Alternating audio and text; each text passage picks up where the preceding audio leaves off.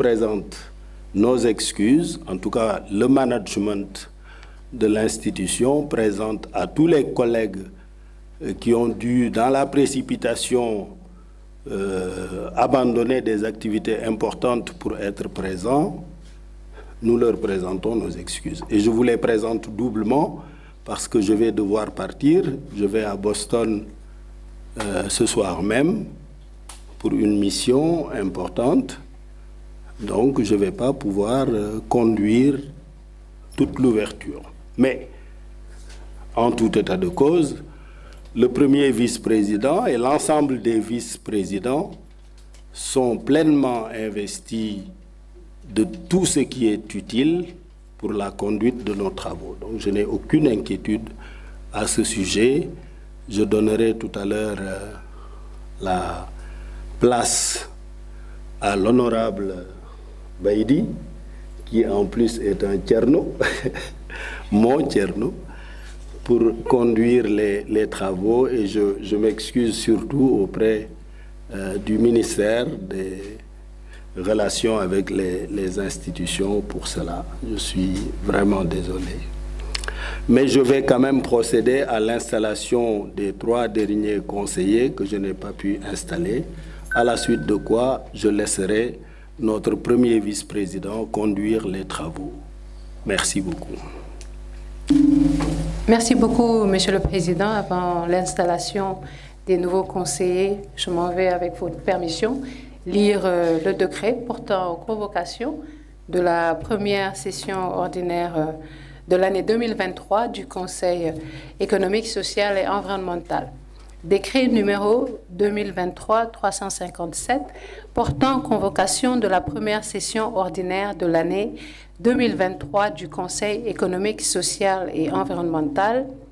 Le président de la République, vu la Constitution, vu la loi organique numéro 2012-28 du 28 décembre 2012 relative à l'organisation et au fonctionnement du Conseil économique, social et environnemental, vu le décret numéro 20-1352 du 11 janvier 2013 fixant le siège et les conditions d'installation du Conseil économique, social et environnemental, vu le décret numéro 2013-732 du 28 mai 2013 portant approbation du règlement intérieur du Conseil économique, social et environnemental, vu le décret numéro 2018-1459 du 8 août 2018 portant désignation des membres associés du Conseil économique, social et environnemental, modifié par le décret numéro 2018-1547 du 20 août 2018, vu le décret numéro 2018-1460 du 8 août 2018 portant nomination des membres du Conseil économique, social et environnemental, vu le décret numéro 2020-2099 du 1er novembre 2020 portant nomination du président du Conseil économique, social et environnemental, vu le décret numéro 2022-1774 du 17 septembre 2022 portant nomination du Premier ministre, décrète, article 1er, l'ouverture de la première session ordinaire de l'année 2023 du Conseil économique, social et environnemental est fixée au mardi 7 mars 2023. Article 2, la session est close à l'expiration de l'ordre du jour et au plus tard le vendredi 28 avril 2023. Le décret, article 3, le décret sera publié au journal officiel de la République du Sénégal, fait à Dakar, 22 février 2023, par le président de la République, le Premier ministre Amadou Ba, Macky Sall. Merci. La date.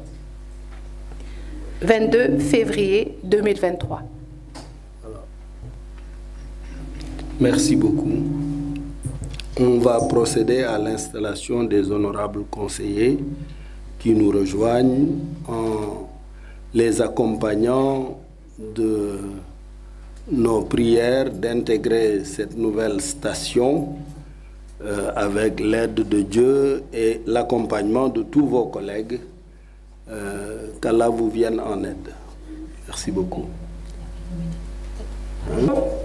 Mesdames et messieurs les conseillers, Aujourd'hui, c'est l'occasion d'installer officiellement 3 conseillers qui ont été nommés récemment et de leur remettre leurs attributs de fonction.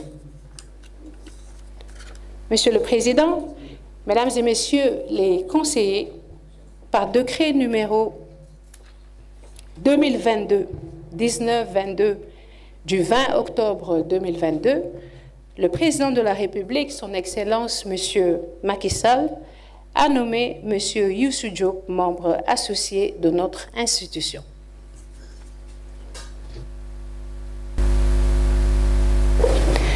Monsieur le Président, Mesdames et Messieurs les conseillers, par décret numéro 2022-1922 du 20 octobre 2022, le Président de la République, Son Excellence M. Macky Sall, a nommé M. Thierno Dieng membre associé de notre institution.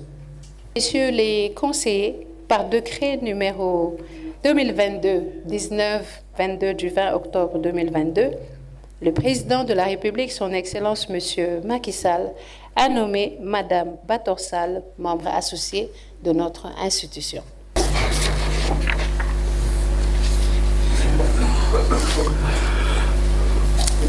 Madame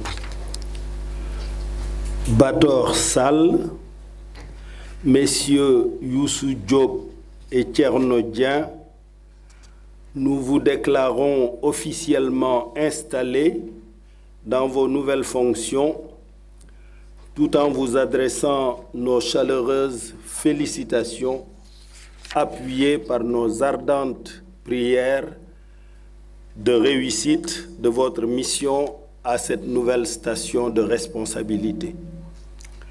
Vous avez rejoint notre Assemblée par la confiance que le Président de la République a placée en vous. Confiance dérivée de celle que les citoyens sénégalais ont placée en lui. Au nom de l'ensemble des conseillers et en mon nom propre, je vous souhaite la bienvenue et suis absolument persuadé que vos contributions seront à la mesure de celles de tous vos autres collègues qui vous ont précédé dans la station et qui, depuis, font tous les sacrifices nécessaires pour que cette même confiance du président placée en eux soit toujours honorée. Donc, bienvenue. Maintenant, avec votre permission, je souhaiterais demander au premier vice-président de notre institution de venir poursuivre la présidence de notre séance et donc demander à la secrétaire générale de procéder à l'appel nominatif des conseillers. Mais soyez rassurés qu'à mon retour, je tiens absolument à vous rencontrer individuellement ou par groupe. Et maintenant que la Covid est derrière nous, je pense que les audiences physiques vont reprendre. Merci beaucoup. Au nom du président Idrissa Seck, je poursuis peut-être la présidence de cette session. Et avec votre permission, je disais au président tout à l'heure, peut-être il a dû l'oublier, de mentionner, moi je pense que c'est la première fois que je vois qu'on ait un truc hybride, présentiel et virtuel, non? Et donc ça c'est très bien. Ça permet aux gens qui ne peuvent pas être là de se connecter en même temps qu'on fait la présentielle. Et donc, honorable, nous allons procéder à présent à l'appel nominatif de Madame, des Messieurs les conseillers et des membres associés. Monsieur le secrétaire de séance, honorable Magaye Ndiaye, veuillez s'il vous plaît procéder à l'appel nominatif des conseillers. Merci beaucoup, Président. Appel nominatif des conseillers. Appel nominatif des membres du Conseil économique, social et environnemental, nommé par décret 20-21-11-25 du 31 août 2021, modifié par le décret numéro 20-18-1460 du 8 août 2018. Modi Guiro, Mamadou Lamine Fall, Mademba Sok. Excusez. Eliman Diouf. Excusez. Cheikh Diop. Excusez. Sidia Ndiaye. Excusez. Baydi Agne. Présent. Ibou Ndiaye. Pape Mbagnick Diop. Serigne Dia Ndongo. Ismaïla Sow. Thiarif Sow. Thierno Mbeng. Abdoulaye Sow. Monsieur Alpha Bokar Sy. Maître Mbaye Gueye. Fodé Diop. Maître Moustapha Ndiaye. Mariba. Aïmou Abdoul Daf. Oumar Ba. Abdou Aziz Dieng. Professeur Doudou Ba. Maïmouna Isabeth Dieng. Ndiok Mbaye. Tine Ndoye. Soxna Ndeye Aminata Fall Mbacké.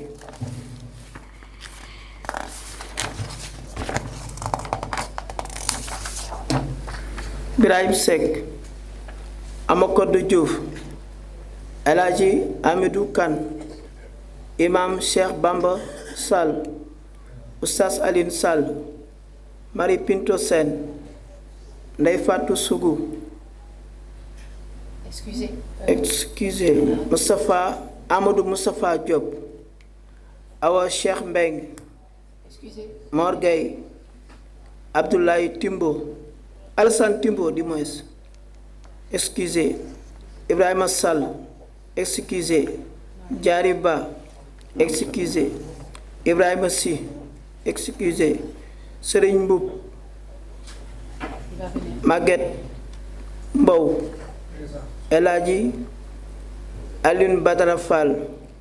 Émile Wardini. Gade Sall. Oula Ndiaye. Ngone Fall. Abdoul Lahad Diakhaté. Baydi Ba. Abdou Salam Gueye. Mohamadou Moustapha Mbacké. Bassirou Sy. Ousmane Diop. Abdoul Aziz Ndiaye numéro 1. Adama Gaye. Lala Sankharé. Mor Ndiaye numéro 1. Adja Mam Kumba Ndiaye. Moussa Sow. Sidel Sow. Youssoufa Dia. Alassane Mbaye Cham. Colonel Mansour Mboub. Maïmouna Sen. Excusez. Anna Faye. Mohamedou Labo Ba. Pape Demba Sy. Professeur Major Diouf. Baye Mamoun Niass. Mam Bousso Mbacké. Mamadou Banna Wage. Cheikh Sarr. Magueye Ndiaye. Ndan Diouf. El Hadji Ibrahima Mbow. Mohamedou Habib Niass. Fin de liste. Merci beaucoup. Monsieur le secrétaire de séance, honorable garde-salle, veuillez s'il vous plaît procéder à l'appel nominatif des conseillers, des membres conseillers associés. Merci, Monsieur le Président. Appel nominatif des membres associés du Conseil économique, social et environnemental, désigné par le décret 2022-1922 du 20 octobre 2022. Oumar Thiam. Abdou Aziz Ndiaye, numéro 2. Atouman Ka. Maïmouna Dabel Ba. Mam Astawalo Kane, excusez. Aïssatou Ba. Awa Mané. Abdoulaye Ndiaye, excusez. Mamour Ndariba. Madabo Wad. Ndeye Seynabou Ndour. El Hadj Maodo Sarr. Fallou Fall. Abdoulaye Ka. Mohamedou Aïdara. Mohamedou Fall, excusez. Terence Senghor, excusez. Ah, d'accord. Terence Senghor, Mamadou Sissoko, excusé. Sidia Daf, excusé. Mamadou Baldé, excusé. Adja Oumouba, excusé. Gamou Faldia, excusé. Abdou Karimba, Mohamedou Ndiaye, Abouli, excusé. Ndeyewele, excusé. Ibrahima Gaye, Mamadou Lamine Diawara, excusé. Sadia Fati, Youssou Diop, Abdoulaye Ba, excusé. Mati Mbouaou, excusé. Cheikh Gadiaga, excusé. Maman Selo Gadjigo, excusé. Rougiata Bari, excusé. Thierno Dien, Moustapha Amadou Wan, Aïssatou Ndiaye, excusé. Wal Jojo Ndiaye et Bator Sall. Fin de discussion. Merci, monsieur le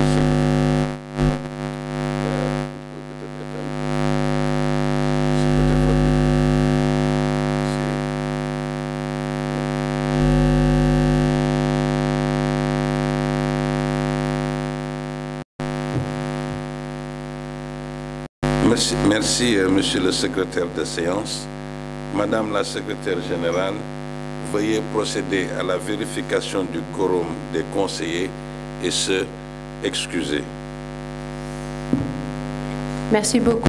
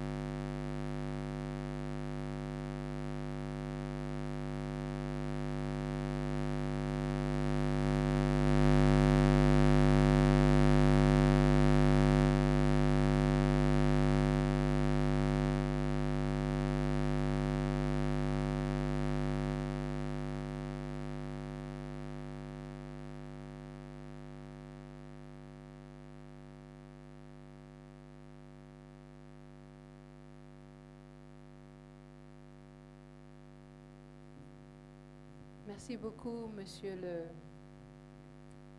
premier vice-président. Excusez-nous des problèmes techniques et de son. Nous avons la présence de 70 conseillers. Alors, je pense qu'il y a quelqu'un d'entre vous qui a peut-être branché avec... Non, c'est bon? Peut-être qu'il va éteindre une bonne fois. Excusez-nous. Voilà. Voilà. Non, c'est bon. En tout cas, merci d'être là et merci de votre patience. Alors, Monsieur le Président, nous avons 70 conseillers et membres associés sur 117, des excusés au nombre de 42 et 5 absents, ce qui nous fait un quorum largement atteint, puisque ça fait un total de 117. Alors, juste préciser que quand l'honorable Magueye faisait l'appel nominatif, il y a des conseillers qui étaient excusés et c'était sur la liste. Je pense qu'il y en a qui l'a sauté de préciser qu'ils étaient excusés. Merci. Merci. Donc, conformément à l'article 1er du décret numéro 2023-357 du 22 février 2023, nous pouvons valablement délibérer. Je déclare ainsi ouverte la première session ordinaire de l'année 2023 du Conseil économique, social et environnemental.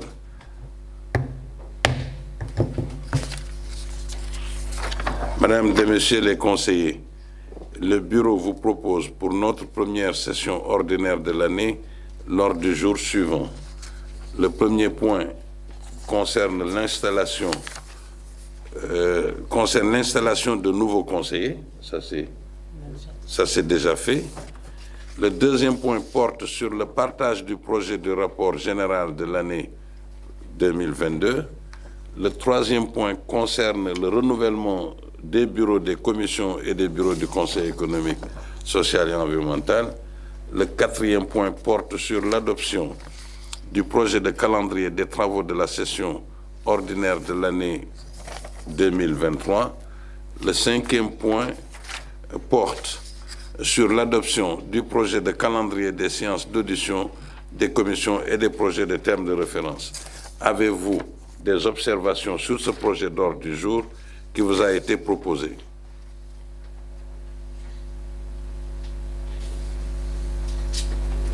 S'il n'y a pas d'observation, l'ordre du jour est donc adopté.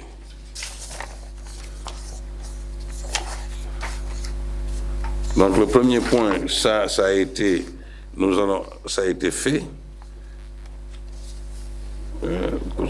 C'est ça, non? Donc on va directement au deuxième point.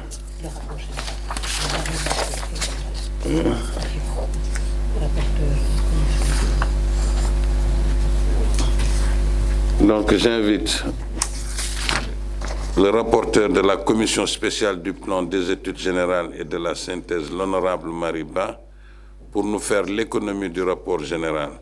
Madame le rapporteur, vous avez la parole.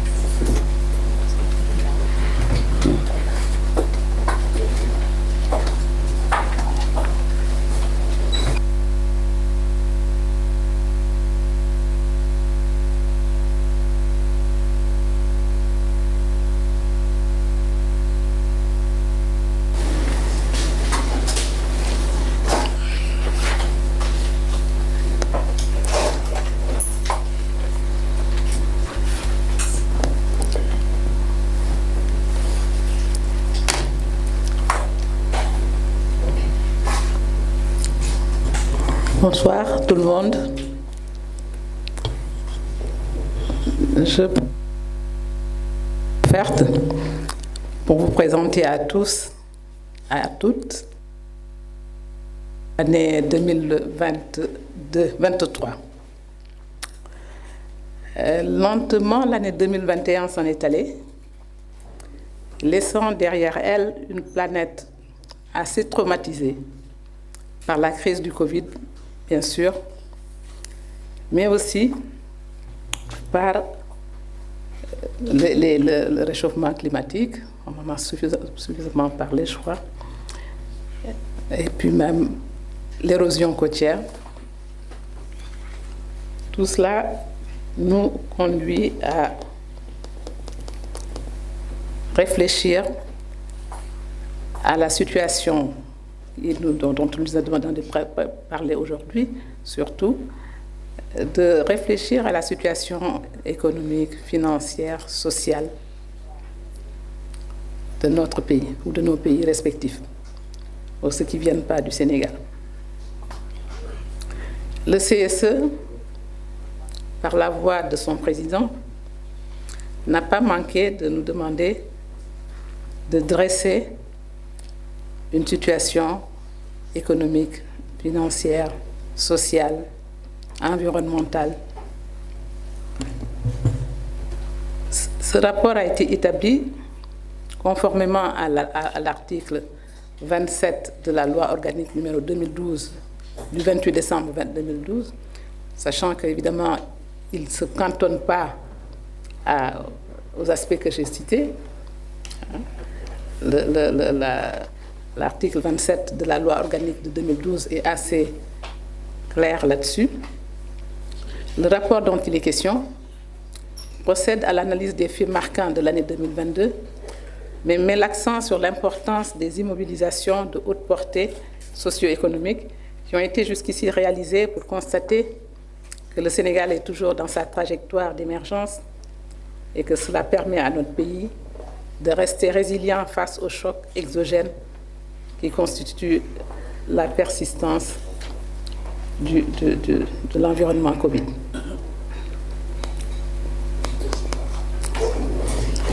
Je voudrais juste dire que je suis passée assez brièvement sur la description de cette situation, puisque un courrier figure dans le rapport adressé au président de la République sur ces aspects.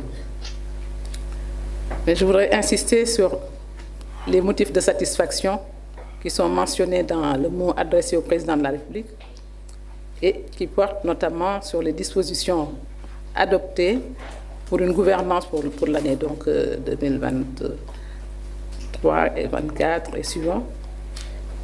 Donc, qui portent ces dispositions pertinentes visent à avoir une gouvernance et une utilisation judicieuse de nos ressources extractives dans l'intérêt des générations actuelles et futures.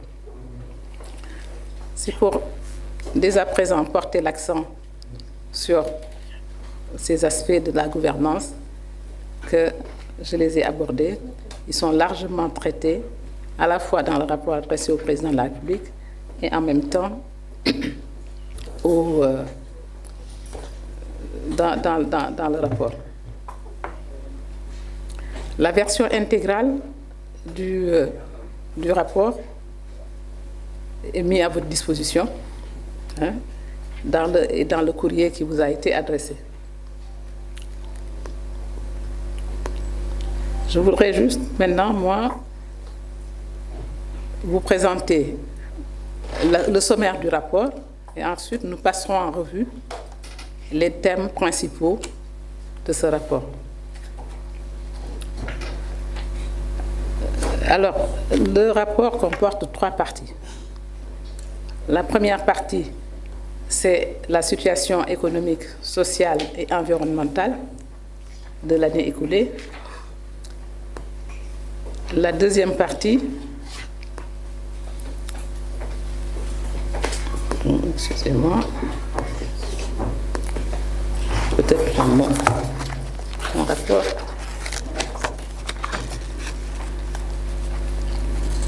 Voilà. Il y a eu un problème au départ. Voilà. Je disais que les aspects sur lesquels nous sommes véritablement appelés à discuter sont résumés dans le rapport, dans la partie analyse de la situation économique, sociale, environnementale de l'année 2022. Une deuxième partie résume les rapports des travaux des sessions de l'année 2022. Une troisième partie fait état de la coopération, des missions de partenariat, de représentation qui ont pu être menées au cours de l'année 2022. Nous allons, si vous le permettez, résumer plutôt ces différentes parties et surtout nous focaliser sur les recommandations qui ont été émises.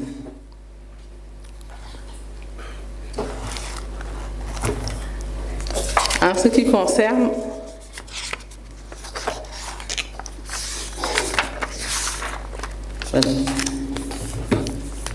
il y a eu un changement de rapport et donc je serai obligée de passer de l'un à l'autre. Prenons d'abord la situation économique et financière du pays.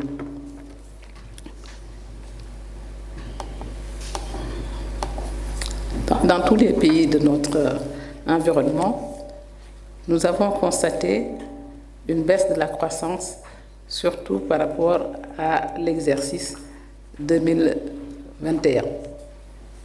Même si sur 2022, on note un regain, nous sommes, pour la plupart des pays, toujours pas au niveau de l'exercice 2021.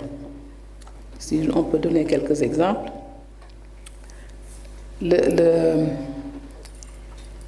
la Chine, par exemple, qui est passée, d'après le Fonds monétaire international en tout cas,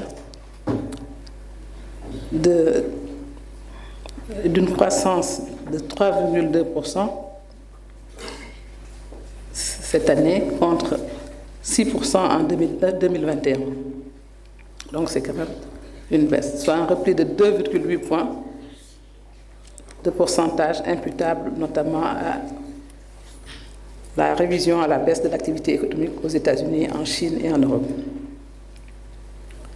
Dans les pays avancés, on note un ralentissement de la croissance qui s'établirait à 2,4% en 2022 contre 5,2% un an plus tôt, c'est-à-dire 2021. Donc il s'agit d'une décélération de l'activité dans les pays développés qui est liée, qui est liée aussi à l'activité au niveau des États-Unis, qui est passée de 5,7% en 2021 et qui a baissé à 1,6% en 2022. Alors je ne veux pas vous, pour ceux qui ne sont pas du métier, je ne voudrais pas vous ennuyer. Je voudrais peut-être vous passer les recommandations qui sont émises dans le rapport. Ces recommandations sont émises à la fois pour l'agriculture, sont émises également pour l'élevage et la production animale. Elles sont émises aussi pour consolider les acquis. Alors,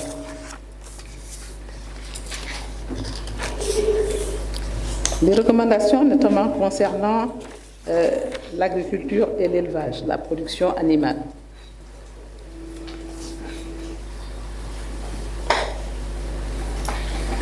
Le ministère de l'Élevage a réalisé beaucoup d'initiatives phares, parmi lesquelles on pourra citer, et on a choisi ce dont on voudrait vous parler.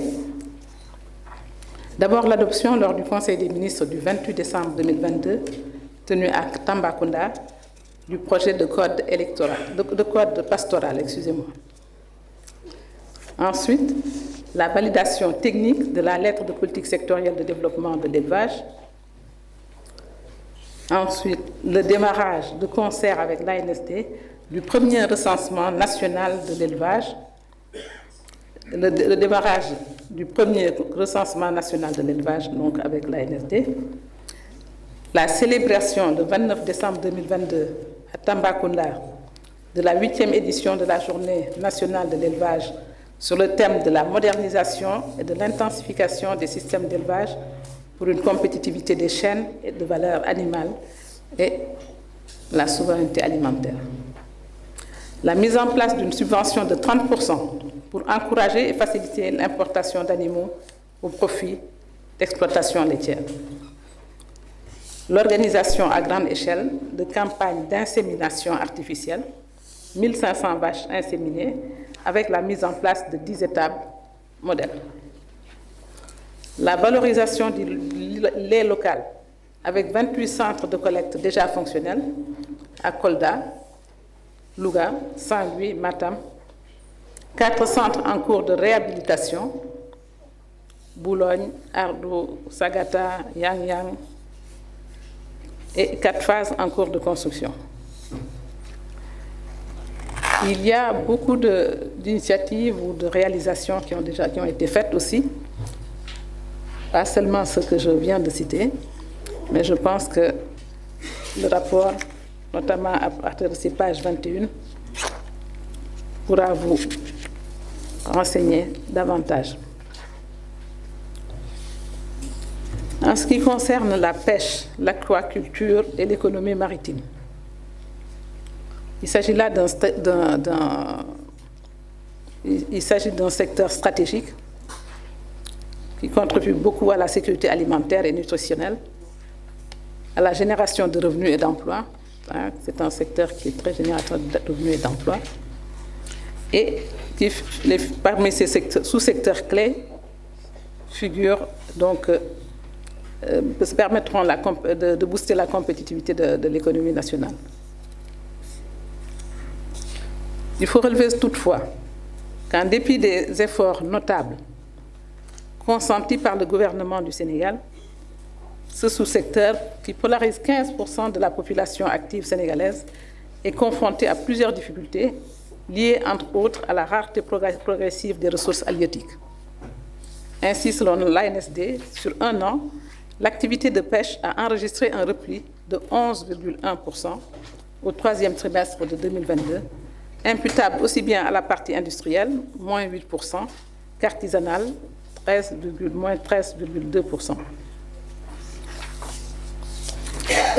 Alors, il y a encore beaucoup de chiffres sur lesquels on pourrait nous étendre, mais je pense que ce qui compte, c'est la tendance. Je suis en train de me dire, Madame la rapporteure, vous êtes en train de faire un excellent travail, mais quand je vois tous les différents, je ne sais pas si c'est l'économie que vous êtes en train presque de faire le rapport, et je pense que les uns et les autres ont eu le temps peut-être de regarder. Bon, mais si vous pouvez accélérer un tout petit peu, ce serait très bien.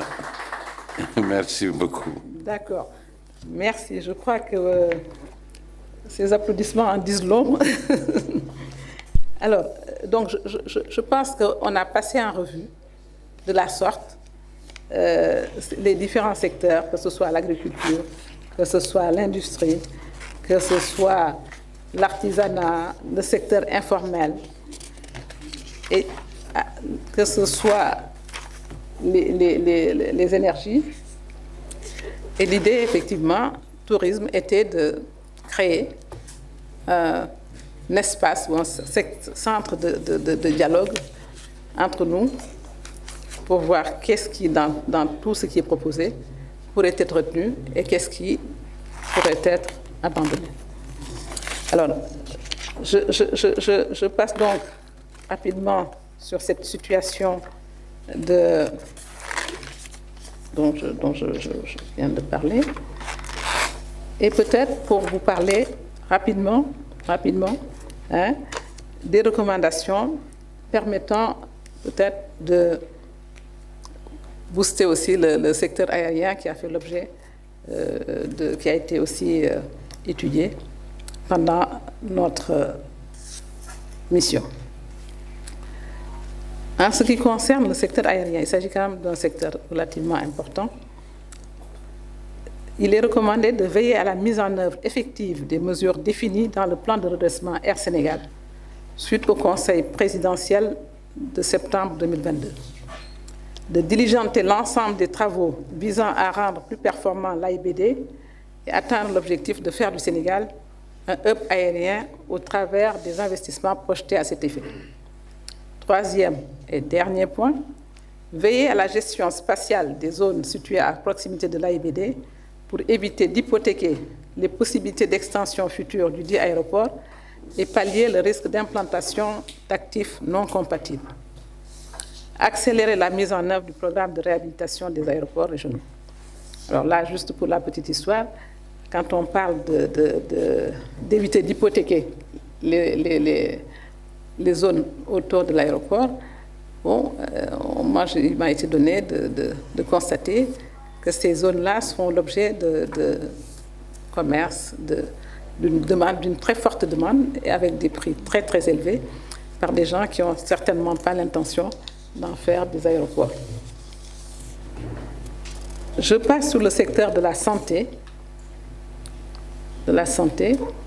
Donc là aussi, les cas de Covid, évidemment, ont beaucoup baissé dans le pays, Dieu merci. Hein. Et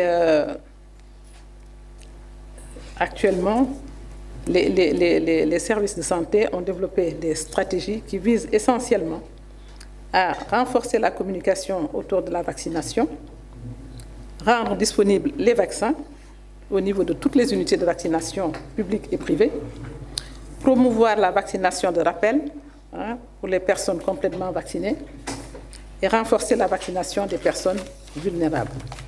Bon, il y a encore des comment on appelle ça, conseils pour les hôpitaux qui figurent dans le rapport et que les honorables conseillers ont été cherchés parfois assez loin et ont travaillé assez dur pour établir ces recommandations. Alors, les conseillers ont aussi travaillé sur l'éducation, l'alphabétisation, la formation professionnelle, surtout sur le sous-secteur de l'éducation.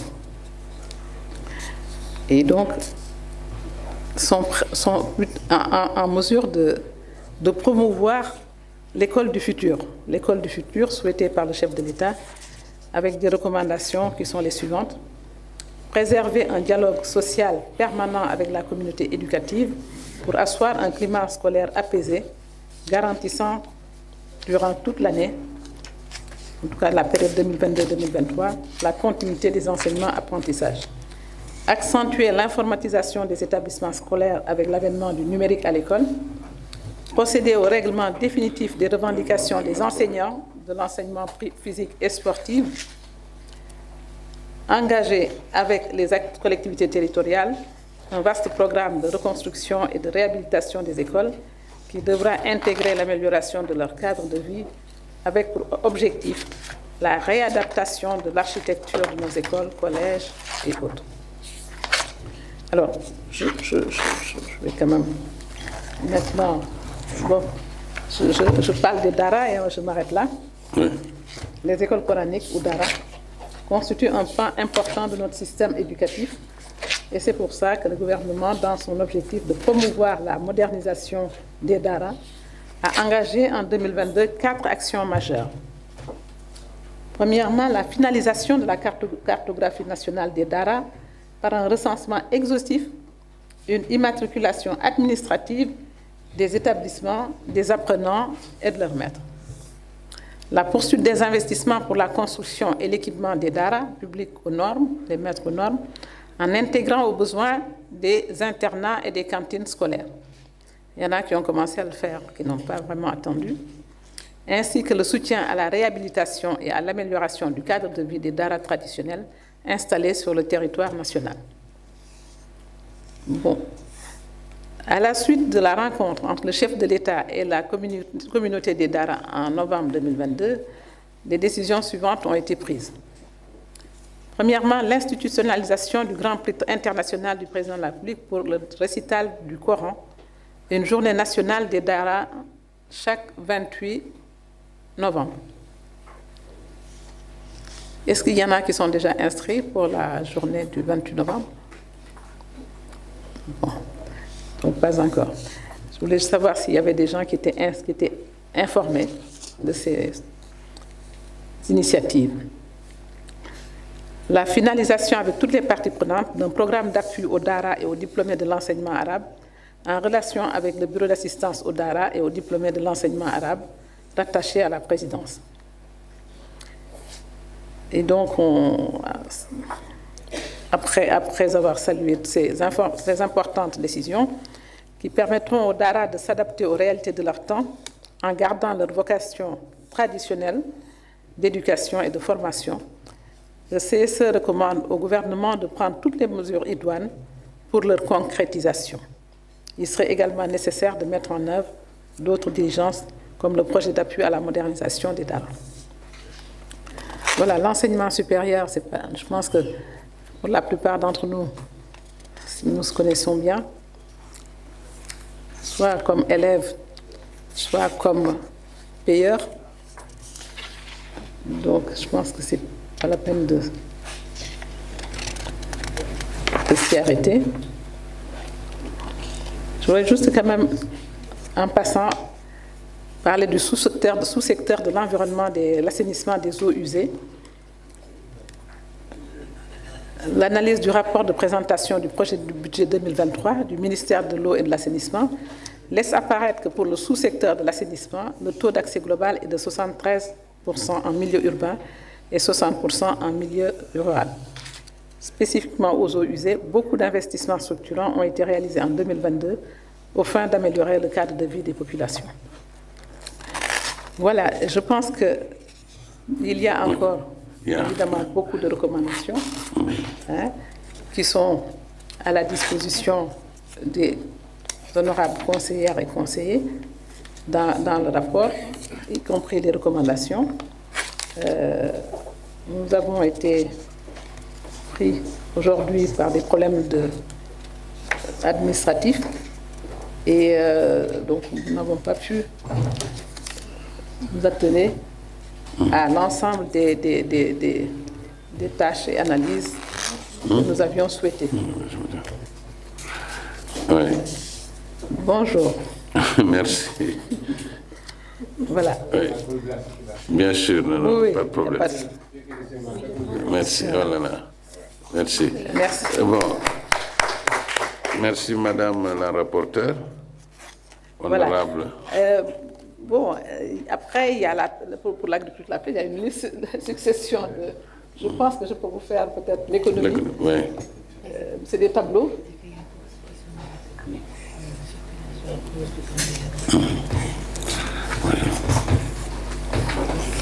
Vous voulez me parler? Non, ça va. Non, je pense que votre rapport est de très, très grande qualité. La restitution aussi, peut-être par le fait qu'aujourd'hui, comme disait le président, la façon dont les gens, certains sont venus brusquement, bon, c'est pour ça simplement qu'on était en train d'essayer d'accélérer un peu, mais il est évident que le rapport et sa qualité, qui a été peut-être, bon, vu par certains avant, bien sûr, on peut peut-être... Voilà, bien sûr, vous avez tout le temps que vous souhaitez, mais je pense que vous en avez fait une bonne restitution déjà. Et juste le temps de remercier oui. les membres du comité, la présidente du comité, de la commission, et tous les membres de la commission qui ont suivi point par point le rapport du début jusqu'à la fin. Merci à vous. Merci. Merci, Madame le rapporteur, honorable conseillère Mariba, sur votre restitution de qualité. Nous allons aussi passer maintenant au débat général pour recueillir vos avis et observations sur le projet de rapport général de l'année 2022. Et bien sûr, noter effectivement la présence de nos conseillers qui ont mis beaucoup de temps. Je pense qu'il y a un événement au Grand Théâtre qui vous ont retardé, le président. Désolé pour ça. Est-ce qu'il y a des observations où le débat est ouvert de toute façon? Les conseillers qui souhaitent intervenir peuvent se signaler auprès de Madame la secrétaire générale. Non. Madame la secrétaire générale. Honorable Émile Wardini, honorable Mody Guiraud. Voilà, Président, c'est bon.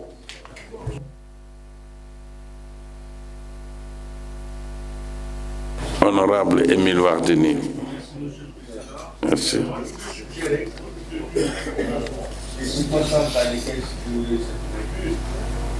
Les gens ont reçu le rapport pratiquement ce matin. N'ayant pas eu le temps de l'exploiter personnellement. Je suis sûr que les gens envoient des observations. Tout à fait. Tout à fait. Dans un délai pour éventuellement, s'il y a des éléments à intégrer pour ce domaine. Et c'est vrai qu'aujourd'hui, continuer la mise dans les choses parce que ça sert à mon avis. Tout à fait. Point bien reçu. Mody Guiraud. Merci, Monsieur le Président. Je voudrais tout d'abord féliciter les membres de la Commission pour ce rapport qu'ils nous ont présenté. Je ne l'ai pas lu totalement, je l'ai lu en diagonale. Je pense que les grandes idées sont dans ce rapport. Et je voudrais féliciter donc la présidente, les présidents, vice-présidents et Madame le rapporteur de la commission pour la restitution qui vient d'être livrée. Je voudrais donc les féliciter pour tout le travail abouti et je voudrais demander donc à l'Assemblée donc d'adopter le rapport avec les observations soulevées par notre collègue Bardini pour que les observations puissent être envoyées, si nécessaire, auprès du secrétariat. Je vous remercie.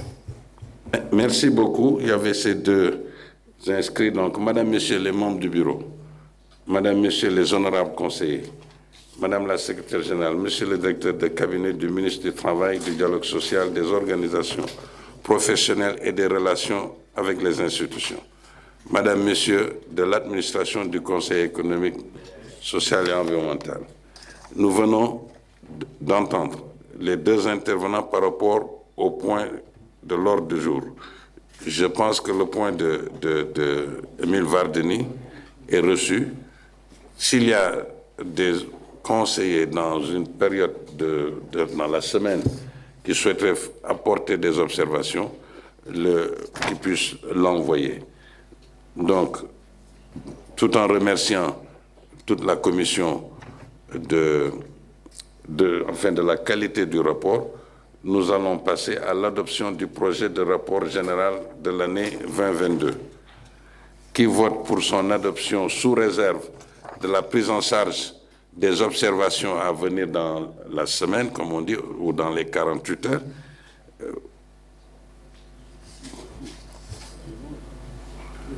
OK. Qui vote contre son adoption? Je pense qu'il n'y a personne. Donc, qui s'abstient? Non? Donc, le projet de rapport général de l'année 2022 est adopté à l'unanimité des conseillers présents. C'est bien ça? Enfin, sous réserve des observations à venir dans les 48 heures ou 112 heures. L'autre point que nous avons, c'est le renouvellement des bureaux, des commissions et des bureaux du Conseil économique et social. Donc nous allons passer maintenant à ce point de l'ordre du jour qui porte sur le renouvellement des bureaux des commissions et des bureaux du Conseil économique, social et environnemental. Honorables conseillers, pour l'élection des membres des bureaux des commissions, en application de l'article 16, alinéa 2 de notre règlement intérieur, je voudrais soumettre au vote les propositions suivantes. Tu as les propositions, Madame la secrétaire générale. Vous pouvez énoncer les propositions.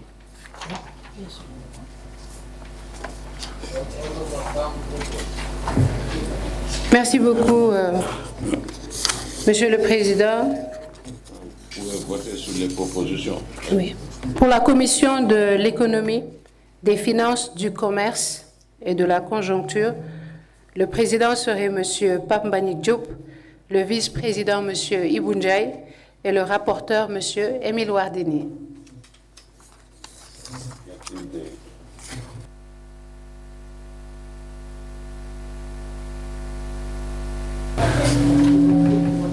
Y a-t-il des objections?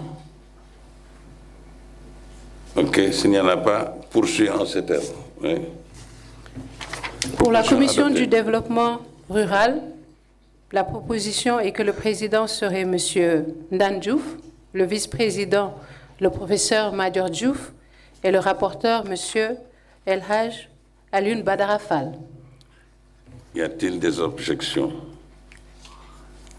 S'il n'y en a pas, la proposition est adoptée. Pour la Commission du développement industriel, de l'énergie et des technologies, la proposition serait que le président soit M. Cheikh Diop, le vice-président M. Serigne Mboup et le rapporteur M. Cheikh Sarr. Y a-t-il des objections? S'il n'y en a pas, la proposition est adoptée.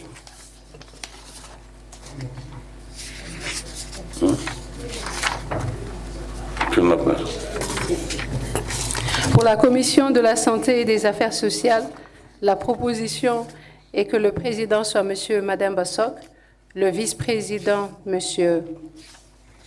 que le vice-président soit le remplaçant de l'honorable Demba Cham et le rapporteur M. Sadia Fati, Dr Sadia Fati. Y a-t-il des objections? S'il n'y en a pas, la proposition est adoptée. Pour la Commission de la jeunesse, de l'éducation, de la formation, du travail et de l'emploi, la proposition est que le président soit le remplaçant de l'honorable El Hadj Momar Samb, le vice-président M. Mamadou Baldé et le rapporteur M. Birahim Seck. Y a-t-il des objections? Non. Proposition adoptée. Allez. Pour la Commission de l'artisanat, de la culture, du tourisme et des sports, la proposition est que le président soit M. Abdul Aziz Dian, le vice-président M. Ibrahim Assi et le rapporteur le colonel Mansombo. Y a-t-il des objections? Non, donc c'est adopté.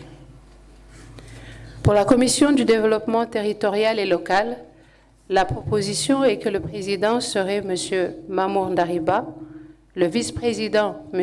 Mohamed Habib Niass et le rapporteur M. Ibrahima Gaye. Y a-t-il des objections? Non, donc c'est adopté. Pour la Commission du genre, de l'équité et de la bonne gouvernance, la proposition est que le président serait M. Abdou Salam Gaye, la vice-présidente Mme Gamou Falja et le rapporteur Maître Mbaye Gaye. Y a-t-il des objections? Non, adopté. Pour la Commission du cadre de vie, de l'environnement et du développement durable, la proposition est que le président soit la présidente soit la remplaçante de Ouregana Seck, le vice-président M. Morgay et le rapporteur M. Fodé Diop. Y a-t-il des objections? Non, donc c'est adopté. Pour la dernière commission spéciale du plan des études générales et de synthèse, la proposition serait que la présidente soit Mme Maïmouna Isabelle Dian, le vice-président professeur Doudouba et le rapporteur Mme Mariba. Y a-t-il des objections? Non, c'est adopté. Donc, mesdames, messieurs, les honorables conseillers, maintenant l'élection est terminée pour les membres des bureaux des commissions. Donc, en votre nom, je voudrais adresser à tous ces présidents, vice-présidents, rapporteurs et aussi aux membres mes vives félicitations. Nous allons passer maintenant à l'élection du bureau.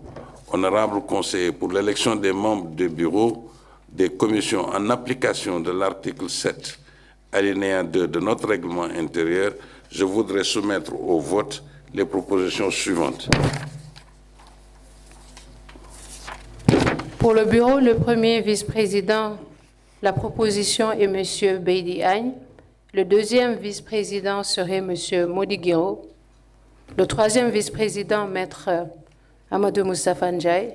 Le quatrième vice-président, M. Oumar Ba. Le cinquième vice-président, Mme Deifatou Sougou. Et le sixième vice-président, M. Woula Ndiaye.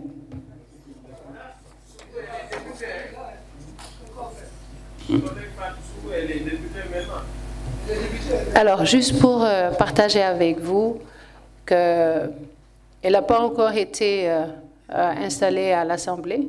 Elle est toujours ici, donc dès que ce sera effectif, on reviendra sûrement sur cette...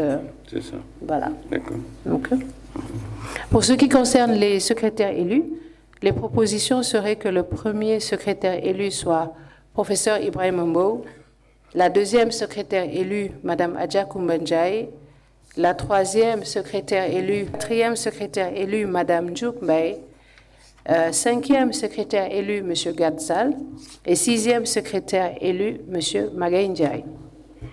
Y a-t-il des objections? Il n'y en a pas, donc c'est adopté. Et donc, en votre nom à tous, chers collègues, je voudrais adresser nos vives félicitations aux membres du bureau. Nous avons une claire conscience que ces membres du bureau ainsi que ceux des commissions continueront à remplir pleinement leur mission avec engagement et détermination pour mériter cette confiance que l'Assemblée vient de leur renouveler et que Dieu les accompagne dans leur mission. Merci.